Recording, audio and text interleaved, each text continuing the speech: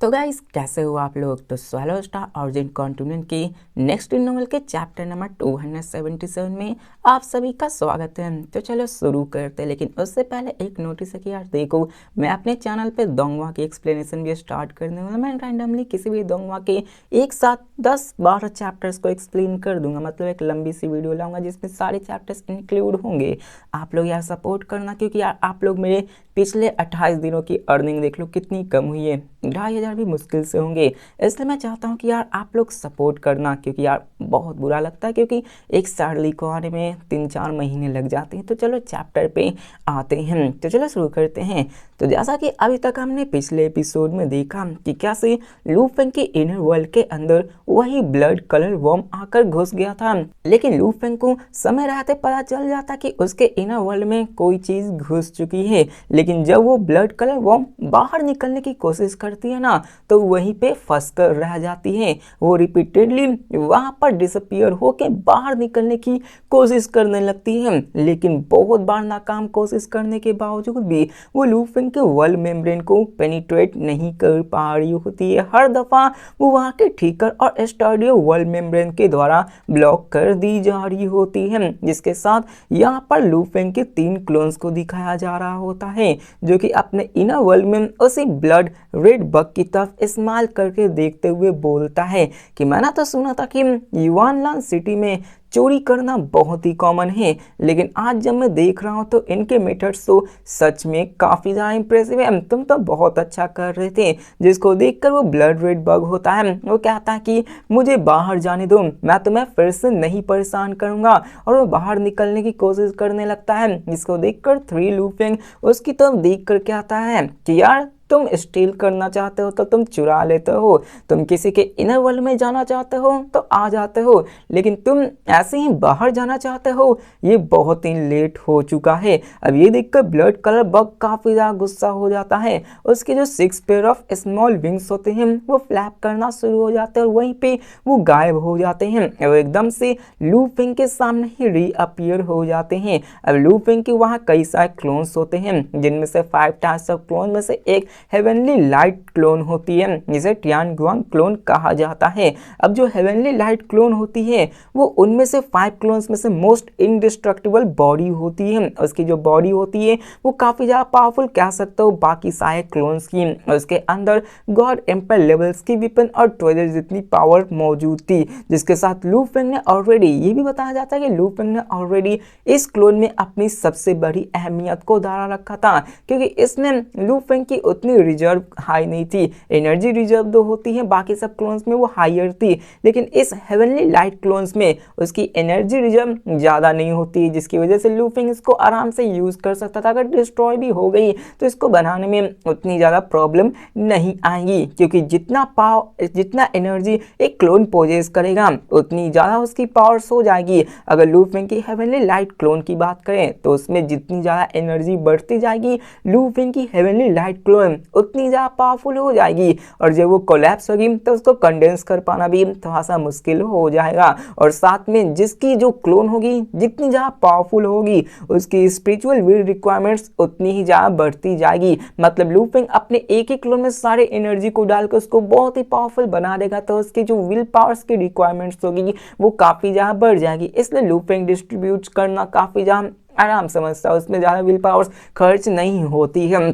जिसके साथ ये भी बताया जाता कि मान लो किसी क्लोन के अंदर परफेक्ट डिवाइन बॉडीज की 2 टाइम एनर्जी रिजर्व मौजूद है, तो अगर वो कोलैप्स भी हो गई तो वो अपने आप को एक बार कंडेंस कर सकती है। मतलब मान लो उस क्लोन को कंप्लीटली डिस्ट्रॉय कर दिया तो वो फिर से अपने आप को रिफॉर्म कर सकती है, लेकिन एक बार ही। मान लो कि उसके अंदर जो एनर्जी वो 3 टाइम्स तक बढ़ गई तो वो अपने आप को 2 बार कंडेंस कर सकती है, मतलब उसको आपको 2 बार डिस्ट्रॉय करना पड़ सकता है। और यहाँ पे लू फेंग जैसे जैसे बढ़ाता जाएगा इसकी पावर्स वैसे वैसे बढ़ती जाएगी, और इस वक्त तक लू फेंग अपने क्लोन्स के अंदर 10 फोल्ड तक परफेक्ट एनर्जी को रिजर्व कर सकता है। मतलब इससे ज्यादा भी लू फेंग करेगा तो उस पर काफी ज्यादा भार पड़ जाएगा, इसलिए वो ऐसा करता है। यहाँ पे वो अपने 10 फोल्ड को 3 बार कंडेंस कर सकता है। अब यहाँ पे कहा जाए तो लूफिंग की स्पिरिचुअल विज इतना अनुमति नहीं देती, लूफिंग इतना यूज करना ही नहीं चाहता। इसके साथ में ब्लड कलर वर्म को दिखाया जाता है जो कि वहां पे अभी भी निकलने की कोशिश कर रहा होता है, लेकिन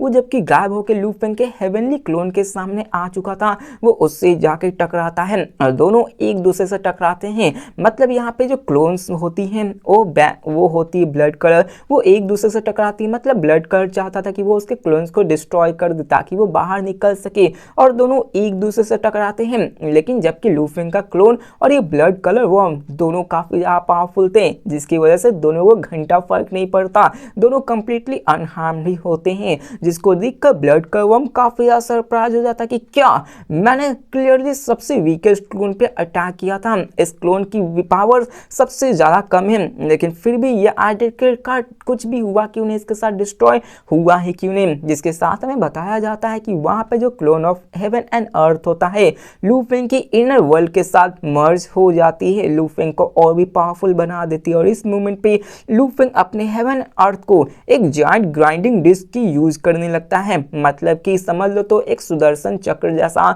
उसने बना लिया होता है। और ये असल में लूफिंग का one of the ultimate secret technique होता है, जिसको कि लूफिंग ने डॉ ऑफ लाइफ एंड डेथ से क्रिएट कर रखा होता है। जिसके साथ लूफिंग ने इसको नाम grinding disc of life and death के नाम पे रखा था। मतलब कि ये आप पे चली तो ये आपको मसल कर रख सकती है। जिसके साथ दिखाया जाता है कि वो इनॉर्मस सा grinding disc completely blood colour worm की तरह बढ़ने लगता है ताकि उसको क्रश किया जा सके, उसको ट्रैप करके उसको क्रश करने लगती है। लेकिन जो ब्लड कलर वर्म की बॉडी थी वो एक ट्रेजर सीकर थी, मतलब कि उसकी बॉडी भी काफी ज्यादा पावरफुल थी, इसलिए उससे इससे घंटा फर्क नहीं पड़ता, उसको डर दिखाई नहीं देता। मतलब वो कह रहा होता कि आओ मुझ पर अटैक करो, मुझे डर नहीं लगने वाला है। लेकिन जैसे ही लूफिंग की वो ग्राइंडिंग डिस्क उससे टकराती है, उस बंदे को, उस ब्लड रेड वर्म को समझ में आ जाती है कि यहाँ पे मैं अगर इससे लगातार घिसता रहा तो मैं भी नहीं बचने वाला हूँ। और वो कहता है कि ये अच्छा नहीं है। जिसके साथ वो लूफिंग से गुर्राते हुए कहता है कि लूफिंग क्या तुम सच में ऐसा करना चाहते हो। अब ये सुनकर लूफिंग भी काफी ज्यादा हैरान हो जाता है क्योंकि उस बग ने ही लूफिंग का नाम लिया होता है। और यही सबसे बड़ी बात हैरानी की होती है कि यार इन सबको इतना ज्यादा कैसे पता चल गया। मतलब कि मैं अभी अभी ही आया हुआ हूँ, मैंने तो बस अपनी बेसिक इंफॉर्मेशन ही रजिस्टर की थी, लेकिन इन सब चोरों को तो अभी से ही मेरा नाम पता चल चुका है। मतलब इन सबको पता कैसे चल गया, यही लूफिंग के मन में ख्याल था। लेकिन लूफिंग रुकता नहीं, वहां पे अपने उसी ग्राइंडिंग अटैक को उस पे लगातार अटैक करना शुरू कर देता है। और साथ में लूफिंग अपने काउजन इफेक्ट क्लोन जो कि उसके बगल में थी उससे अपने कर्स क्लिच टेक्निक को यूज करना शुरू कर देती है। अब देखो लूफिंग के जो 5 क्लोन्स होते हैं उनमें से एक वर्ल्ड क्लोन होता है, दूसरा हेवन एंड अर्थ क्लोन होता है, तीसरा टाइम क्लोन है जिसको कि आप जानते हो, जिसमें कि लूफिंग ने अपने 5000 कॉइंस को छिपा कर रखे होते हैं। और साथ में चौथा हेवनली लाइटनिंग क्लोन जिसको कि लूफिंग अभी यूज कर रहा था, और अभी के फिलहाल वो काउज एंड इफेक्ट क्लोन का भी यूज करना शुरू कर देता है। अब जो काउज एंड इफेक्ट क्लोन होता है वो clearly cause and effect perceptions को यूज कर सकता था। नेचुरली इसको यूज करने से आप काफी ज्यादा एडवांटेज में आ जाते हैं और इससे आप cause and effect secret technique को अच्छे से यूज कर सकते हैं। लूफिंग उसी के साथ अपने डॉ ऑफ लाइफ और डॉ डेट को यूज किया था इसको बनाने के लिए, और साथ में उसने इसी का यूज करके उसी ब्लड कलर बग पे अटैक कर दिया होता है। अब यहाँ पे लूफिंग अपने एक स्ट्राइक से ही उस ब्लड वर्म की चीख निकलवा देता है और इसकी जो ब्रेथ होती है वो लगातार कम होने लगती। मतलब कि यहाँ लूफिंग अगर उसको मारता रहा तो वो खत्म हो जाएगा। जिसको देखकर ब्लड वर्म कहता है कि रुको, रुक जाओ। जिसको देखकर लूफिंग सरप्राइज होते हुए कहता है कि ये बग तो ये छोटा सा बग ही मेरे एक कैजुअल स्ट्राइक को सह सकता है, चलो फिर से ट्राई करने दो। अब लूफिंग यहाँ पे कोई सीरियस मोड में नहीं था, बल्कि लूफिंग ने बस ऐसी मजाक में उस पर स्ट्राइक मारी थी, लेकिन फिर भी वो सह गया था। जिसको देखकर लूफिंग तो आसान हैरान तो हुआ था, लेकिन वो फिर से उस पर अटैक करना रेडी करता है। जिसको देखकर ब्लड रेड वर्म फिर से कहता कि मैं गिव अप करता हूँ। जिसको देखकर हमें यहाँ पे लूफिंग को दिखाया जाता है जो कहता कि ऐसे कैसे, और हमें इस ब्लड कलर वर्म के बारे में बताया जाता है कि असल में जिस बंदे ने, मतलब वही शॉर्ट वाला बंदा जिसने कि इसको पाला पोसा होता है, वो असल में उसका 3 लाइव बॉर्न इंसेक्ट ट्रेजर होता है, जिसको कि उसने बहुत ही महंगे कॉस्ट पे पाला पोसा होता है। अगर उसका ये लाइव बॉर्न बग मारा गया तो वो भी काफी ज्यादा इंजर्ड हो सकता है, क्योंकि ये अपने उसके सोल से कनेक्ट कर सकते हो। उसने इसको यूज किया था, इसलिए वो इसको रोकना चाहता था। वो लूफिंग को मना करने लगता है। इसको देखकर लूफिंग का तीनों क्लोन उसकी तरफ देखने लगता है और कहता है कि तुम हार मान गए, इसलिए तुम यहाँ से निकलना चाहते हो क्या?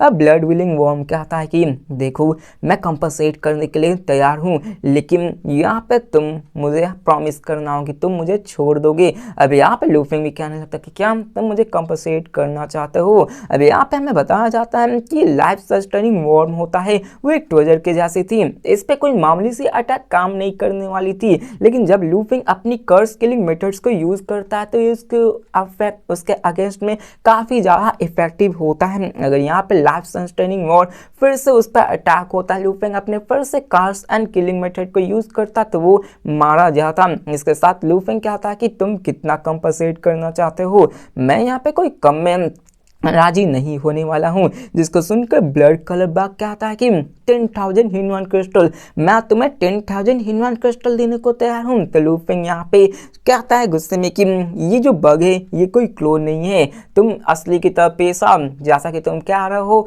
यहाँ पे एक बग है, तुम मुझे सिर्फ 10,000 लेना चाहते हो। और मैं तुम्हें बता दूं कि मुझे बेवकूफ मत समझो, इस ट्रेजर की वैल्यू किसी भी ऑर्डिनरी वेपन और ट्रेजर से काफी ज्यादा है। मुझे ज्यादा तो नहीं, बस 2 लाख केओटिक सोर्स क्रिस्टल चाहिए। अगर तुमने एक भी कम दिया तो कसम से तुम्हारे इस बग को अभी ही मार डालूंगा। मतलब कि यहाँ पे उस बग ने लूफिंग को चोरी करने के लिए आया होता तो लूफिंग के अंदर 5,000 को देखकर उसे लगा होता कि 10,000 दे दूंगा तो काम बन जाएगा।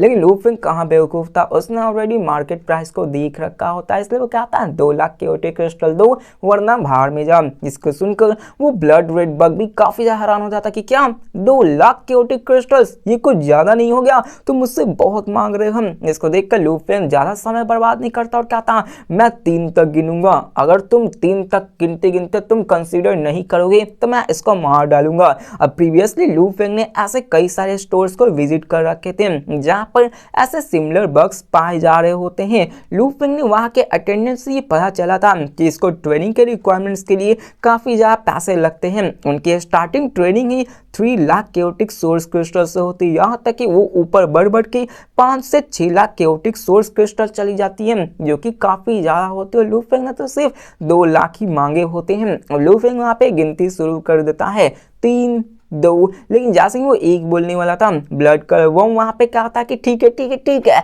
मैं तुम्हें देने को तैयार हूँ। अब यहाँ पे वो तो कह देता है, लेकिन वो देना नहीं चाहता था क्योंकि ये बहुत बहुत बड़ा प्राइस होता है। लेकिन वो कहता है कि मुझे बस कुछ समय दो, मैं हिनवान क्रिस्टल को तुम्हें लाकर दे दूंगा। अब लूफिंग कहता है कि अच्छा ऐसी बात है, लेकिन क्या तुम मेरे केव को तो जानते ही होंगे ना? मैंने सही कहा ना, तुम वहां पर बाद में केओटिक सोर्स क्रिस्टल को मेरे केव पे ही लाकर दे देना। जब तुम मुझे केओटिक सोर्स क्रिस्टल लोगे तो मैं तुम्हें ब्लड कलर वर्म दे दूंगा, इसके बाद ही यहाँ पे मैं तुम्हें जाने दूंगा।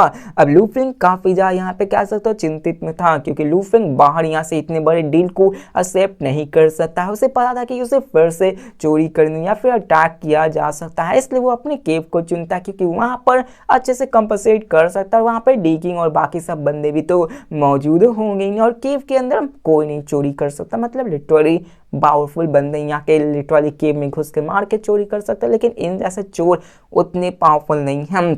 इसके साथ लूफिंग हामी भरता और वहां से निकल पड़ता है, मतलब कि वो सीधे अपने केव की ओर निकल पड़ता है क्योंकि वो जानता है कि यहाँ पे यही सबसे अच्छा है। जिसके साथ वो अपने केव ड्वेलिंग के पास आ जाता है। अब naturally luffing 2000 chaotic source crystal के साथ डील कर रहा था, तो इसको सीरियसली तो लेना ही था। जिसके साथ हमें शॉर्ट फिगर को दिखाया जाता है जिसके पास कोई और ऑप्शन नहीं था, और वो गुस्से में क्या था कि मुझसे तुम 2 लाख केओटिक सोर्स क्रिस्टल लेना चाहते हो, ये कुछ ज़्यादा ही नहीं हो गया? बताया जाता है कि देखो यहाँ पे जितने भी इंटरनल इंटेलिजेंस मौजूद थे वो काफ़ी ज़्यादा प्रॉब्लमेटिक थे। जैसा कि मैंने बताया यहाँ पे कई सारे बंदे मौजूद थे जो कि ऑलरेडी काफ़ी ज़्यादा पावरफुल थे, लेकिन उनकी जो इंफॉर्मेशन थी वो कमज़ोरों के लिस्ट में डाल दी गई होगी गलती से। और जब ये चोर जो कि यहाँ पे उन सबको कमज़ोर समझ कर आए होते वो भी फंस जाते हैं। यहाँ पे वो कहता है कि वो तो काफ़ी ज़्यादा प्रॉब्लमेटिक है। ये लूफिंग के पास तो कई सारे क्लोन्स और कई सारे अनप्रिडिक्टेबल मेथड्स हैं जो कि इसके साथ डील करने में और भी डिफिकल्ट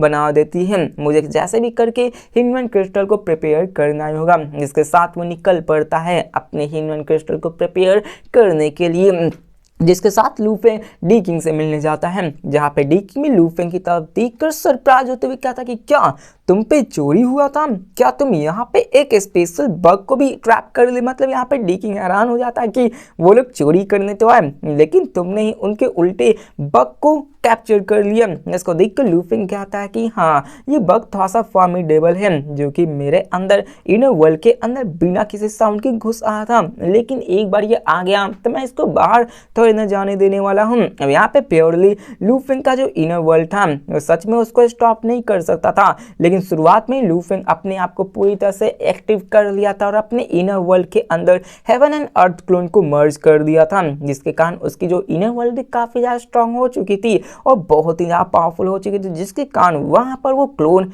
जो बग होता है वो बाहर नहीं जा पाया होता। वरना अगर लूफेंग बिल्कुल ही यहाँ पे क्या सकते हो एक्टिव नहीं रहता तो बग बाहर भी निकल सकता था। इसके साथ यहाँ पे वो काफ़ी ज़्यादा प्लानिंग करने लगता कि कैसे क्या सब किया जाए। यहाँ पे हमें दिखाया जाता कि वो सब इन सब के बारे में बात करने लगते हैं। अब देखेंगे उन सब से अपने लूफेंग से क्या होता है कि तुम तो अभी अभी ही यूलन सिटी में एंटर किए हो और उन्होंने ऑलरेडी तुम्हारे नाम को भी जान लिया है। ऐसा लगता है कि जो फोर्सेज तुम्हारे पीछे लगे हुई हैं वो एल्डर पैलेस में से एल्डर्स में से ही कोई होंगे, लेकिन ऑफ कोर्स वो एल्डर्स ऐसे नहीं करेंगे क्योंकि कोई भी एल्डर्स न्यू कमर को टारगेट नहीं करने वाले। एटमोस्ट हो सकता है कि ये मिडल मैनेजमेंट का काम हो।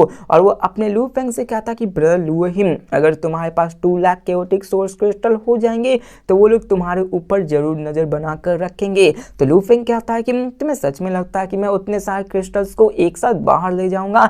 जिसको सुनकर डी किंग कहता है कि देखो जो फोर्सेज है वो थेफ्ट के, उनसे डरने की कोई बात नहीं है। मतलब जो चोरी करते हो तो चोरी करेंगे ही, उनका हम कुछ भी नहीं कर सकते हैं। और वो कहता है कि हमारे पास ऑलरेडी ओरिजिन वर्ल्ड में क्लोन्स मौजूद है और यहाँ पर हमें high level chaotic source bank के अलावा किसी और से क्या ही डरना, क्योंकि यहाँ पर ये छोटे मोटे चोर मुचक्के वो एक नॉर्मल सी प्रॉब्लम देखी जा रही है। अगर इससे से डर गया लूफेंग तो आगे तो और भी पावरफुल बैंक्स आने वाले हैं, उन सब का लूफेंग कैसे सामना कर पाएगा। इसलिए डेकिंग उससे कहा था कि इन सब के बारे में उतना मत समझो, यहाँ पे वो तुम्हें मेंटली प्रिपेयर हो जाना पड़ेगा। वो आगे चलकर फ्यूचर में खुद समझ जाएंगे कि तुमसे पंगा लेना कितना बड़ा भारी पड़ने वाला है। जिसके साथ ये भी बताया जाता है कि ऐसे कई सारे ओरिजिन वर्ल्ड से पावरफुल बेंग्स आए होते हैं जिन्होंने अपने क्लोन्स को होमलैंड पे ही छोड़ रखा होता है। साथ में ओरिजिन वर्ल्ड में जब वो वेंचर किया करते हैं तो उनकी क्लोन्स का मरना और क्या सकते हैं उनके ट्रेजर्स का खोना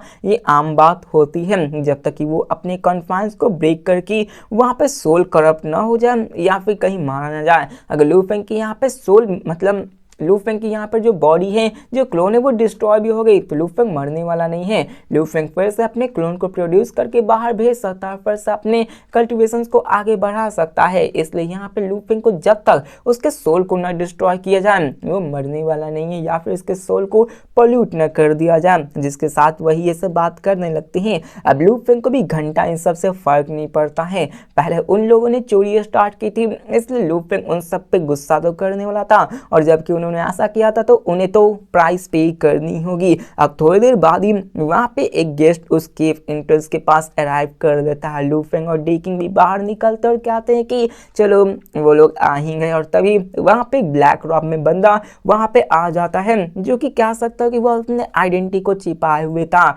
उसके चारों तरफ एक मिस्ट मौजूद थी जो कि उसके चारों तरफ घूम रही होती है और लूफेंग और डेकिंग को ऑब्जर्व करने लगती है। वो ब्लैक रॉक वाला बंदा लूफेंग से कहता है कि तुम लूफेंग हो ना, सही कहा ना, क्या तुम सच में 2 लाख केओटिक सोर्स क्रिस्टल लेना चाहते हो। मतलब यहाँ पे वो लूफेंग से सवाल पूछता है कि क्या तुम हम सबसे पंगा लेना चाहते हो, क्योंकि इसका तो यही मतलब था कि वो लूफेंग को डराना चाहता है कि तुम क्या हमसे सच में पंगा लेना चाहते हो हम? तो लूफेंग उसकी तरफ देख कर कहता कि तुम चाहो तो ना भी दे सकते हो हम, ये तुम्हारे हाथों में है। अब यहाँ पे जितने भी ओरिजिन वर्ल्ड से आए हुए बंदे होते हैं उन सबकी अपनी अपनी प्राइड होती है, अपनी अपनी पहचान होती है। यहाँ पे उस प्राइड को रखने के लिए वो मौत तक लड़ने को तैयार हो जाते हैं, इसलिए इसमें डरने की क्या बात है, इसमें लड़ लेंगे, लड़ना होगा तो। अब ये देखकर ब्लैक रॉक बंदा कहता है कि ठीक है, बहुत अच्छा। और वो अपने मिस्ट के अंदर से एक बैग को निकालता और कहता है कि देखो इसके अंदर 2 लाख केओटिक सोर्स क्रिस्टल है, चलो इसको चेक कर लो। और वो बैग लूफेंग के पास जाता है। लूफेंग अपने कॉन्शियसनेस से उसके अंदर झांक कर देखता है तो सच में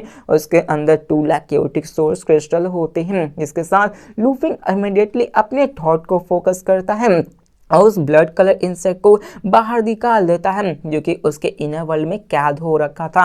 अब जैसे ही वो बग बाहर आता है वो इंस्टेंटली गायब हो जाता है, जिसके साथ वो ब्लैक रॉक बंदा भी बाहर मुड़ता है और निकल पड़ता है। जिसके साथ हमें उसी स्मॉल फिगर और साथ में ब्लैक रॉक मिस्ट फिगर को दिखाया जाता है जो कि उसी मैसिव स्फेरिकल क्रिएचर्स के इंटीरियर में जाकर चले जाते हैं, मतलब जहाँ से वो लोग निकले होते हैं वहीं पे वापस वो चले जाते हैं। स्मॉल फिगर कहता है कि मुझे यहाँ पे ऑर्डर दिया गया था लूफेंग से डील करने के लिए, लेकिन मैं इस बार फेल हो गया और यहाँ तक कि मैं फेल होने के बाद बहुत बार नुकसान भी सह रहा हूँ, मतलब 2 लाख केओटिक सोर्स क्रिस्टल, इतना ज़्यादा मुझे नुकसान हो गया। जिसको देखकर शैडो जो ब्लैक रॉक में फिगर होता है वो इसकी तरफ देख कर क्या आता है कि क्या ही कर सकते हो, तुमने अपने मोस्ट बेसिक स्किल जो कि अपने शिकार को ऑब्जर्व करना होता है उसे भूल गया होता है, तुम इसमें फेल हो गई क्योंकि तुम अपने एबिलिटीज में लैग कर रहे थे। अब ये देखकर शॉर्ट भैंगर वाला बंदा तो कह सकते हो उसे दुख तो लग रहा था क्योंकि यहाँ पे नॉर्मल थी चोरी के दौरान फेल होना,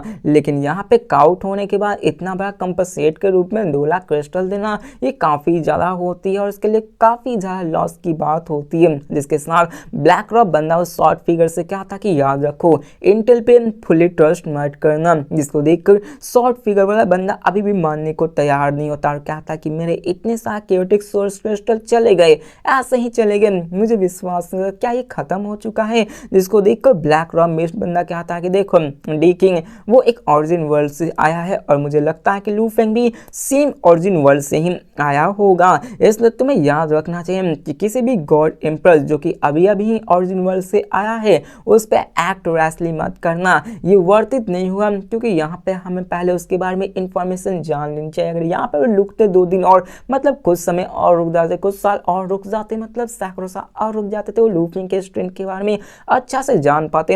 यहाँ तो आने के बाद ही वो लूफिंग पे डाका डालने की सोच रहे थे तो यहाँ पे क्या ही कर सकते हैं, इसलिए वो शॉर्ट फिगर भी थोड़ा सा नाराज हो जाता है और वो कहता है कि तुमने तो कोई लॉस नहीं लिया है ना, इसलिए ऑफ कोर्स तुम केयर नहीं कर रहे हो। जिसको देखकर वो ब्लैक फिगर कहता है कि देखो तुम्हें एक राइट अपॉर्चुनिटी का वेट करना होगा, इंतजार करो जब तक कि तुम वहां पे एक अच्छा मौका ना मिल सको ताकि तुम लूफेंग को ट्रूली रिग्रेट करवा सको कि उसने तो तुम्हारे साथ किया है वो वर्थ इट नहीं होता है। वो क्या आता है कि जितने भी ओरिजिन वर्ल्ड में पावरफुल बेंग्स होते हैं उनके कुछ क्लोन्स को मार भी दो तो अफेक्ट नहीं होगा, हमें उनके ट्रू ट्रेजर को सीज करना होगा। मतलब यहाँ पे अगर लूफेंग की क्लोन्स मरी तो लूफेंग को फर्क नहीं पड़ने वाला है जब तक कि उसके क्लोन्स के अंदर से जो ट्रेजर मौजूद है वो गुम ना हो जाए, कोई ले ना ले, तक लूफिंग को कुछ भी घंटा फर्क नहीं चलने वाला। जिसके साथ यहाँ पे ब्लैक रॉक फिगर इंस्ट्रक्ट करते हुए क्या था कि तुम लूफिंग पे नजर बनाए रखो, जैसे ही कोई न्यूज मिली कि उसने अपने ट्रेजर को बाहर निकाला है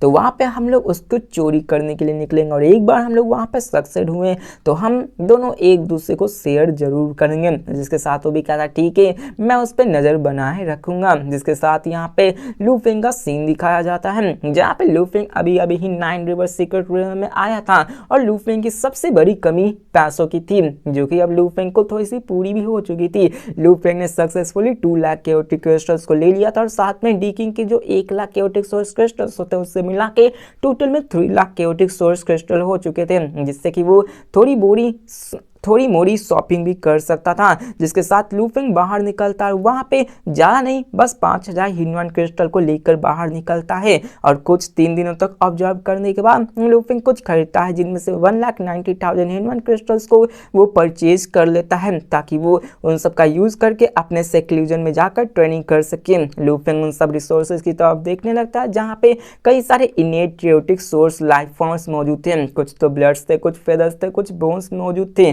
और वहाँ पे लगभग 300 रेमिनेंट्स मौजूद थे, जिसके average price 300 chaotic source crystals थे। और लू फेंग की बात करें eye of life on death and star towers की, तो इनके अंदर की मिस्ट्रीज थोड़ी सी low level chaotic source life form जितनी थी, जो कि थोड़ी सी पावरफुल भी थी, जो कि अभी लू फेंग के कल्टीवेशन में एड कर सकती थी और उसके स्ट्रेंथ बढ़ा सकती थी। तो इसी के साथ हमारा ये एपिसोड भी खत्म होता है। तो मिलते हैं नेक्स्ट वीडियो में और देखते हैं कि आगे क्या होने वाला है, लू फेंग कब अपने सेक्लूजन से बाहर निकलेगा और उसकी पावर्स कितनी जहां बढ़ी रहेगी। तब तक के लिए बाय।